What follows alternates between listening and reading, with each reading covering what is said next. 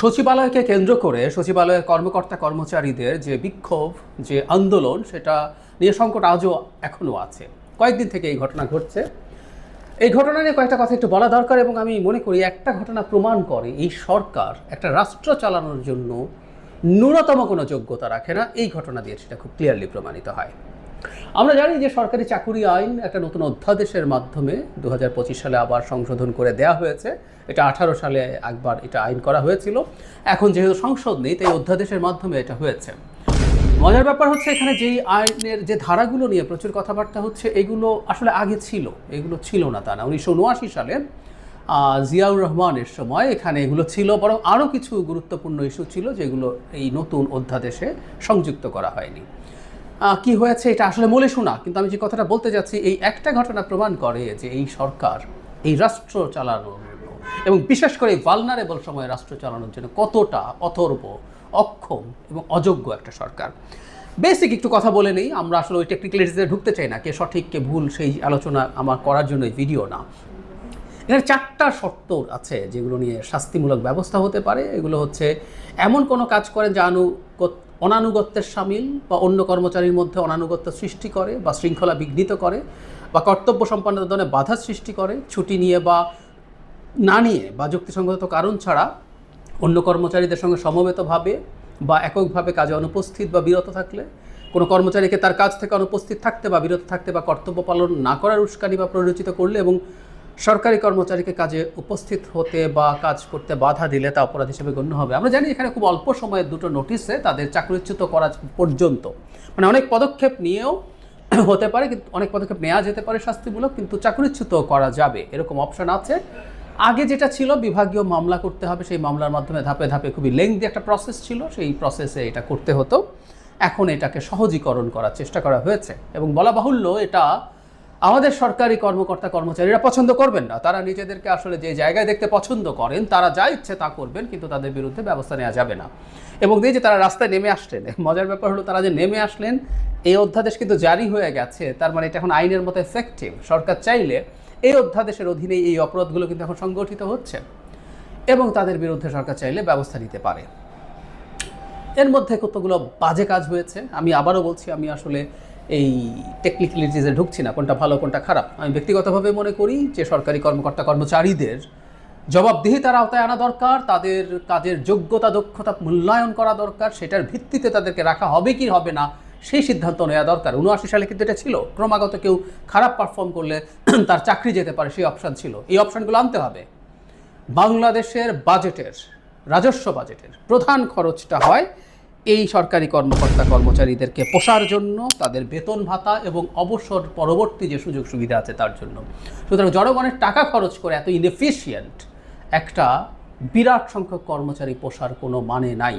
আমাদের এই সরকারের সাইজও কমাতে হবে, এই আলোচনা আরেক দিন। যাই হোক, আরেকটা কথা একটু সাথে যোগ করে রাখাও ভালো। শেখ হাসিনা যেহেতু এদেরকে প্রচুর খাতির করতে চেয়েছেন, হাতে রাখতে চেয়েছেন, নানান রকম অন্যায্য সুবিধাও দিয়েছেন, সুতরাং তারা মনে করছেন একই রকম পরিস্থিতি আছে, এবং এটা সবসময় হয়। কাউকে এই ধরনের একটা অন্যায় সুবিধা দিলেও এটা প্রত্যাহার করা খুবই টাফ হয়, ডিফিকাল্ট হয়, সেটাই হচ্ছে। এর মধ্যে অকাজ হয়েছে। আমি আমাদের এটা বরাবরের মতো দেখেছি, এনসিপির নেতারা হুমকি দিচ্ছেন আবার বিপ্লব করবেন, এখানে গিয়ে, বন্দরে গিয়ে, সচিবালয়ে গিয়ে। একটা কথা মনে রাখা দরকার, তাদের এইসব জায়গা থেকে সরে আসা উচিত। তারা কোনোদিন কোনো বিপ্লব করেননি। এটা একটা গণ অভ্যুত্থান ছিল, গণ অভ্যুত্থান, স্বতঃস্ফূর্ত গণ অভ্যুত্থান। এই গণ অভ্যুত্থানের সামনে তারা ছিলেন মাত্র, এটা তাদের অর্গানাইজ করা গণ অভ্যুত্থান না। আবারও বলছি, তাদের অর্গানাইজ করা গণ অভ্যুত্থানও না। সুতরাং এই রকম হুমকি ধামকি ভালো কিছু না। সরকারের কিছু কর্মচারী, প্রজাতন্ত্রের কিছু কর্মচারী যদি এই ধরনের মুভমেন্টে যায়, সেটা সরকার আইনানুগ ব্যবস্থা নেবে, এমনকি নতুন আইনেও ব্যবস্থা নেওয়ার সুযোগ আছে, যা যা করার।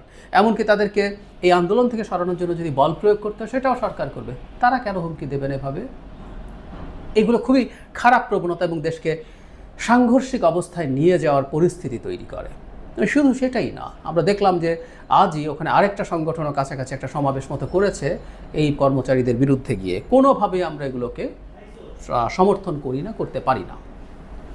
এবার শুরুতে যে বিষয়ে কথা বলছিলাম, মূল ইস্যু, এটা সরকার কতটা রাষ্ট্রকে না বুঝে এই রাষ্ট্রের দায়িত্বে আছে তার প্রমাণ। দেখি আমরা গত কিছুদিন থেকেই সরকার সংঘাতে নেমে পড়েছে দুটো সবচেয়ে শক্তিশালী প্রতিষ্ঠান, যে দুটো শক্তিশালী প্রতিষ্ঠান সরকারের প্রতি সমর্থন না রাখলে সরকারের টিকে থাকা অসম্ভব হয়ে পড়বে।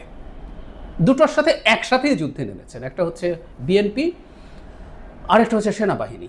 সো সরকার টারময়েলের মধ্যে আছে। তো এই প্রেক্ষাপটে এই অধ্যাদেশ যদি রেডিও থাকে, এটা তারা জারি করতে গেলেন কেন? এখন কেন গেলেন? তারা করে দিলেন, ঠিক আছে, আপনি এটা করেছেন, তো এই মুহূর্তে যেহেতু একটু খারাপ পরিস্থিতি আছে, সেদিকটা এক ধরনের সুস্থির অবস্থা, আসার পরে এই অধ্যাদেশে তারা যেতে পারতেন যদি যেতে চান। গেলেন, এতে প্রমাণ করলেন কিছুই বোঝেন। ওই দুইটার সাথে একসাথে ফাইট করা, সেনাবাহিনী বিএনপির সাথে একই সাথে ফাইট করাও স্টুপিডিটি, তারপর এখন এখানে যোগ করছেন। এর মধ্যে দীর্ঘদিন থেকে এনবিআর ফাইট করছে, সরকারের সাথে আন্দোলন করছে, সব একত্র করছেন। আর স্বাভাবিকভাবেই যেহেতু দীর্ঘদিন থেকে সরকার যে কোনো অন্যায্য দাবি দাবার বিরুদ্ধেও কিছু বলেনি, আরও অনেকেই মাঠে আছে ন্যায্য অন্যায্য নানান দাবি দাওয়া নিয়ে।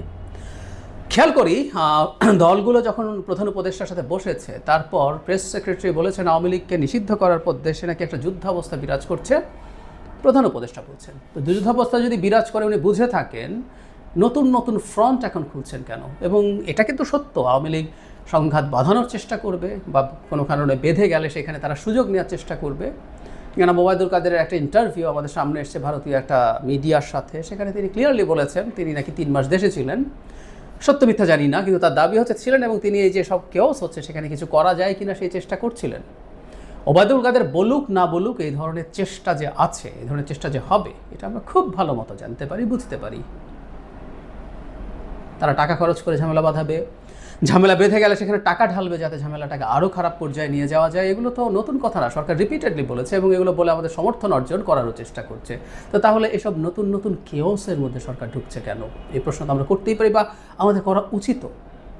অবিশ্বাস্যভাবে করলো। সেজন্যই বলছি যে সরকার যত সময় ক্ষমতায় থাকছে, আস্তে আস্তে এই প্রশ্ন উঠতে শুরু করবে।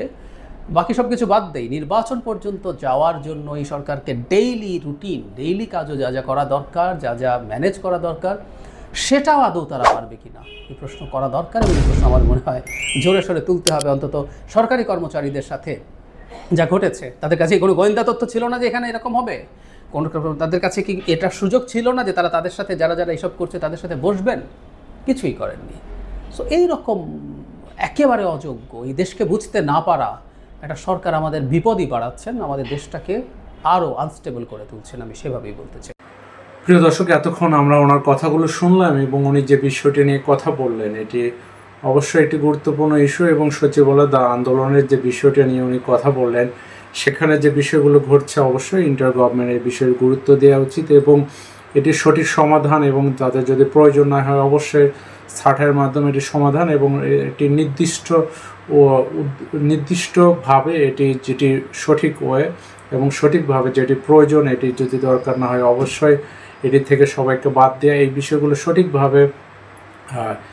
সঠিকভাবে যেটা প্রয়োজন সেটি অবশ্য স্থায়ীভাবে এটি সমাধানের নেওয়া, এবং সেটার মাধ্যমে ইন্টার গভর্নমেন্ট এখানে প্রতিবাদের মাধ্যমে তাদেরকে ছত্রভঙ্গ করে দেওয়ার বিষয়টি অবশ্যই মাথায় রাখা উচিত। এবং যদি প্রয়োজন না হয় তাহলে এরকম একটা প্রতিষ্ঠান কেন পালবে সরকার? এবং বিগত সময়গুলোতে এই প্রতিষ্ঠানের দ্বারা জনগণ এবং রাষ্ট্রের কি সুযোগ সুবিধা হয়েছে বা রাষ্ট্রের কি সুবিধায় তারা কাজ করেছে, এই বিষয়গুলো যদি আগের যাদের হিস্ট্রি পর্যালোচনা করে যদি অবশ্যই এটি যদি রাষ্ট্রের জন্য সুবিধা বয়ে আনে তাহলে রাখা উচিত, আর যদি না লাগে অবশ্যই এটি বাতিল করে দেওয়া উচিত।